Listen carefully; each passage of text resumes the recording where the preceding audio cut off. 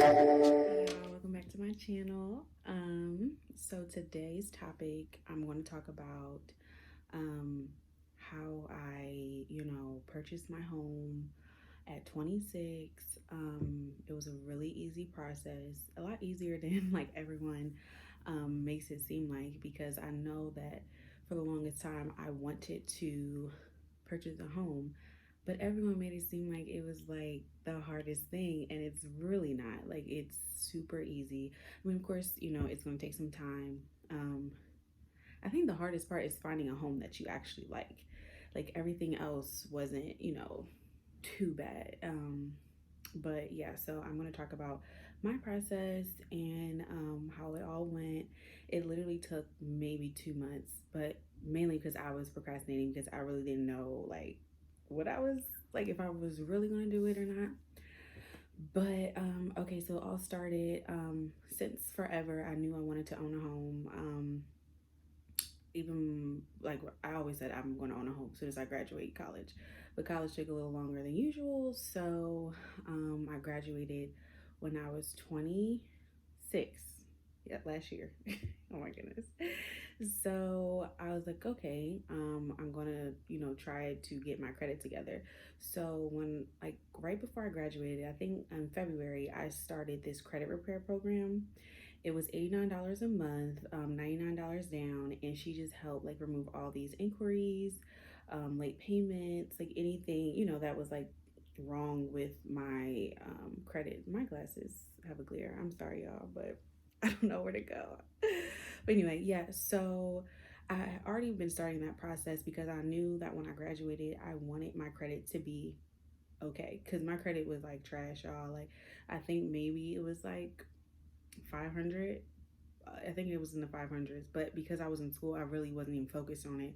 Like, I was just trying to like get through school. So I knew that I needed to start that process. So I signed up for that way before I thought about buying a home. And I feel like if you are looking to probably buy a home in like a sometime, I think getting your credit together is the best thing you can do. Even though there's like a lot of different loans out there that offer assistance for low credit, just try to get your credit together because you have more power in anything if your credit is better. So I started that process in February. And she was doing everything. All I did was pay her $89 a month. And she would just give me updates on what she was doing. And I just saw my credit like increase, and it was amazing. And I wasn't doing much. But before then, I did learn how to clear my credit. So I researched everything that she was going to do, so that I knew if I needed to do it again, I could. So it wasn't like she was just doing stuff and I didn't know what she was doing. So I like to research stuff before I like jump into anything. So that was in February. Graduated in May, and then around like October, there's this guy, Chris, who was doing a development in Fifth Ward in Houston. So I was like, let me go check that out. So I love going to open houses, and just like, if you see anything, this is my computer because I have notes. um, I love going to open houses and just like looking at real estate and like just being a creep and just like looking at the new developments in the neighborhoods, because I really do enjoy real estate. So I went there and I met my amazing realtor. And that's kind of how like the process started, because I was interested in actually purchasing one of his homes. But I was like, this seems a little bit expensive for me right now. But my realtor gave me information on the lender for the property. So I was like, okay, let me just reach out and see. I wasn't planning on being serious about this, but I was just like going to look. So I talked to the lender, and he was just pretty much saying like, your credit score needs to be like a 620 or higher. And then we can kind of go from there. And mind you, I've been building my credit since February. So I think at that point I was at a 620 because I was around 500 or 400. I was low, y'all, real low. 4 or 500 when I first started in February. So I was like, okay, maybe I can, apply and see what I could get. Like, and one thing with like when you're getting pre-approved with homes and stuff, like, yes, it hits your credit, but it doesn't negatively affect it. Like, as many times as my lender has looked at my credit didn't go down. So I think that they like that you are trying to get a home. the creditors don't really get too mad about that. But don't be trying to add other things on your credit. But that's just, a little further down. So he was like, okay, well, you're okay, but I think that you can get a better rate if you get your credit up to like a 650, because he was saying different grants and programs, stuff like that you can do. So I was like, okay. So that was in October, I believe. I wasn't taking it seriously at all. I had opened a credit card, which don't advise you to do if you are planning on, you know, getting a home. They look at your credit in anything that you do. Like if you have a purchase over 1% of what the house is worth, they're going to flag it. So I actually bought another car as well, cash, and they questioned, why did you spend $7,000 on a car or whatever. And then I was just like, why are you in my business? But they just want to see that you're responsible with your money. So they're pretty much tracking your accounts. So they'll track like your checking account, your savings account, and your credit. So pretty much during that time, y'all shouldn't be doing anything that, would be on your credit. So like, don't try to like, open a new credit card like I did. Don't buy a car like I did. But I had to write letters explaining what I was doing it for, why I was doing it, and all of that. So, just be mindful of that. But the positive of opening a credit card is it increased my credit limit on my debt to income ratio. So I think I got approved for like $5,000 credit card, and it made my debt go down because I have more credit available. So it made my score go up. And I also opened another credit card, and that made it go down as well. So even though it was like negative, it kind of was a positive because my score went up because my debt to income ratio. And debt to income ratio is like how much debt do you have to your income. So I have student loans and cars in my name. So by adding more credit available, it made my debt go down. So that's what they're looking for. So maybe like 3 weeks later, I reached back out to the lender and I was like, hey, my score is like a 720. I think I'm ready to just get a home. He was like, oh yeah, for sure. Like, I don't even know how you even got your score up that fast in a month, but we have to rock and roll. So he, let me see, got the credit cards. Okay, so then the process started of him pre-approving me. So he was like, I think you're pre-approved for, I didn't, okay, so for this first home, I knew I didn't want it to be expensive because I knew that I wanted to rent out my rooms and pretty much live for free. So house hack. And that was like my main goal. Like I wasn't trying to get the fancy home in the suburbs, like with all that. No, because I want this to be an asset and I want it to pay for itself. And I knew that I needed to be in an area that was up and coming because I knew that the equity and the appreciation in a home would outweigh what I'm paying right now. So I don't know kind of where y'all are at with that, but I feel like your first home, you should really think about it being an investment. Because say like you get a home in an area that, it's not like your ideal area. It's not where you see yourself having your kids and all of that if you don't have any kids. And if you do have kids, it still could be an opportunity for you to, leverage that income. Say you rent out those rooms, and then now in a year you can move to where you want to live, and that property is paying the mortgage for where where you really want to be. So that's kind of like my idea of what I was looking for. So I was looking for a home less than 150,000. Like I'm in Texas, so it's cheap here. I was really just trying to like find a nice home that was like not falling apart, that was in a pretty decent area, that had some nice finishes, of course, but I knew that wasn't going to be there forever. Like, I knew that was not going to be where I had kids at and growing old at and all that. So my mind was very different. And luckily, my realtor, she's an investor as well. So she kind of knew exactly what I was looking for. So I'm looking at homes in the 150,000 range, and everything that I love, like the first home. Okay, so I put an offer on a home, which I was absolutely in love with, and you have to get an inspection. So the inspection was $500, and they inspect the entire home to make sure there's anything that needs to be done is brought to your attention before you actually, pay for the home. So say you find a home that you like, you will tell your real estate agent, hey, I like this home. She's gonna, or he or she's gonna say, you need to put earnest money down. Earnest money is just like a promise, like, hey, I'm really serious about this. Take this home off the market right now because I'm interested in purchasing it.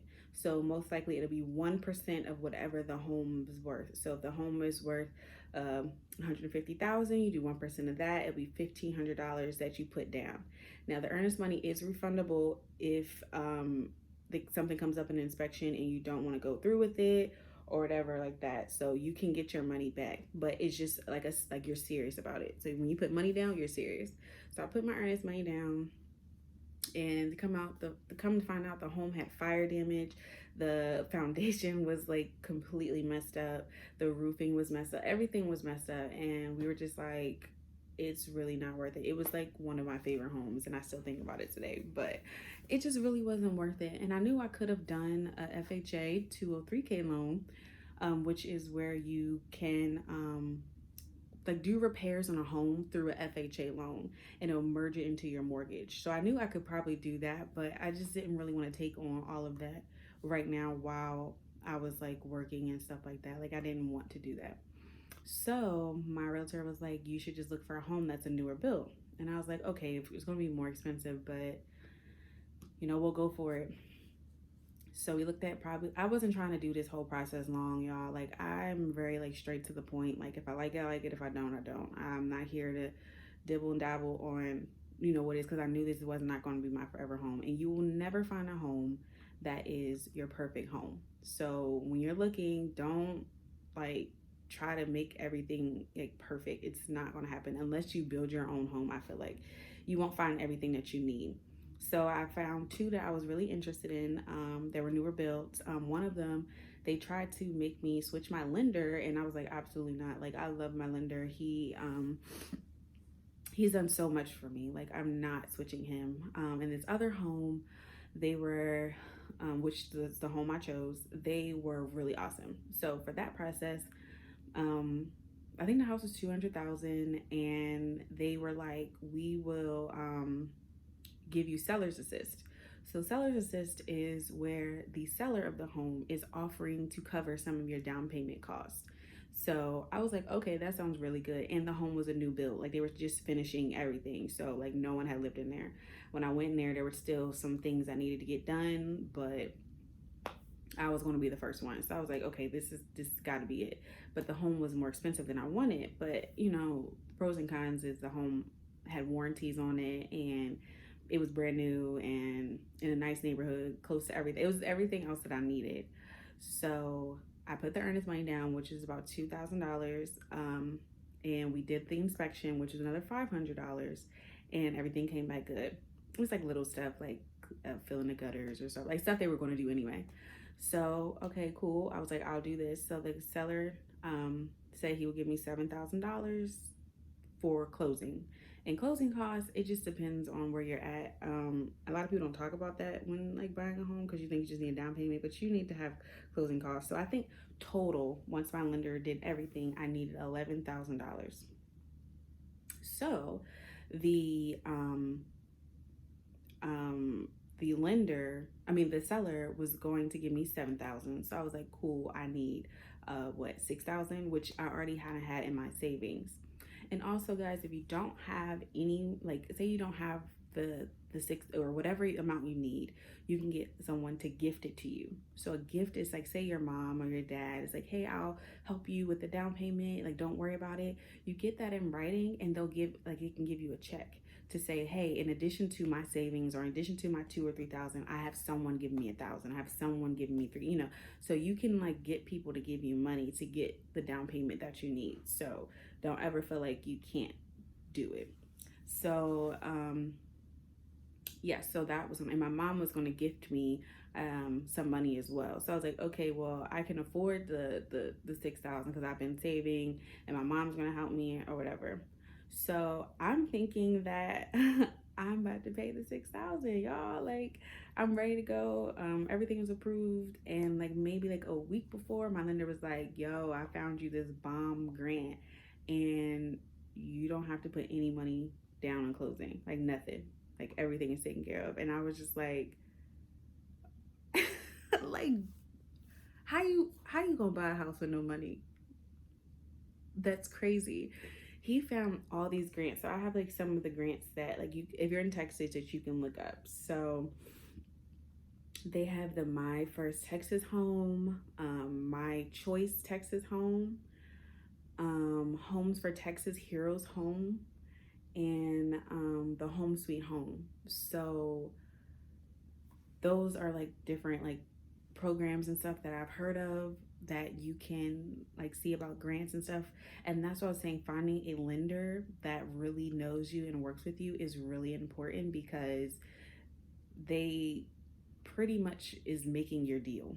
You know, they're making you the deal that you're going to have for however long your loan is. So I decided to do the FHA loan, which was first time home buyers loan, and you could put down 3.5 to 5% of whatever the total loan amount is. So say my house is 200,000, I'll put down 3.5 to 5% of what that is. The only downside of that is that you have a PMI, which is like I don't know what it's called, personal mortgage insurance or something like that, and that's when they'll just add an insurance onto that loan. But the good thing is you can refinance out of that loan and go to a regular loan without that insurance. So say you do the FHA loan for a year, you refinance out of that, you'll go into a regular conventional loan, which doesn't have those like insurance clauses and all that. So your mortgage will go down. But the good thing about an FHA loan is that you can get a home that is like a single family home, or you can get like a duplex, a triplex, up to a fourplex with that loan. So I think that loan is awesome, especially if you're trying to get like a duplex, whatever. You get a lot of grants, a lot of like home buyers assistance, so all that stuff. So yes, you'll pay like an insurance, but you came up on a property, like you came up on a duplex or a triplex, you know, like so you're winning in the end, and you can refinance out of it. So that's what I plan on doing in like the next month or two, is refinance out of the FHA loan to a regular loan. And yet, like, look into credit unions. They have the best rates, I feel like, the best customer service, and just see like who has better interest rates for you when you're trying to refinance into a conventional loan. But I definitely recommend the FHA loan. So back to the closing. So he was saying you don't need any money down, and in fact, you're gonna get money back. And I was like, how do you get money back? I was just shocked. Like, God really just be like working, y'all. He's like, yeah, you'll get like $700 back. And I was like, so I just come sign the papers and I got a home, like no money. He was like, yeah. So I couldn't believe it. So yeah, that really happened. So I went to closing probably because it takes them a while to get like the underwriting and all that. So it takes them 3 weeks. So I decided on my home Thanksgiving. I remember driving up there, putting my earnest money down, and then I closed, like signed the papers December 23rd. So all that took, but mind you, stuff is shut down during the holiday time. So it kind of was like 3 weeks that all this happened, from me finding a home to me closing on my home, which is pretty fast to me, especially during holiday time. And yeah, I got a check back like that day when I closed. And then you're able to move in. So that's my story on how I purchased my first home at 26. No money down. I got money back. Yeah, so let me know if you guys have any questions about anything. I do plan on doing a lot of real estate related videos because I love real estate, and I want to learn more and more about it. So the more I learn, the more I'm going to share with you guys, because it's like the key to like wealth and all that. So I want everybody to win. But definitely subscribe, follow, turn notifications on, because I will be dropping more of these videos soon. Thank you for watching.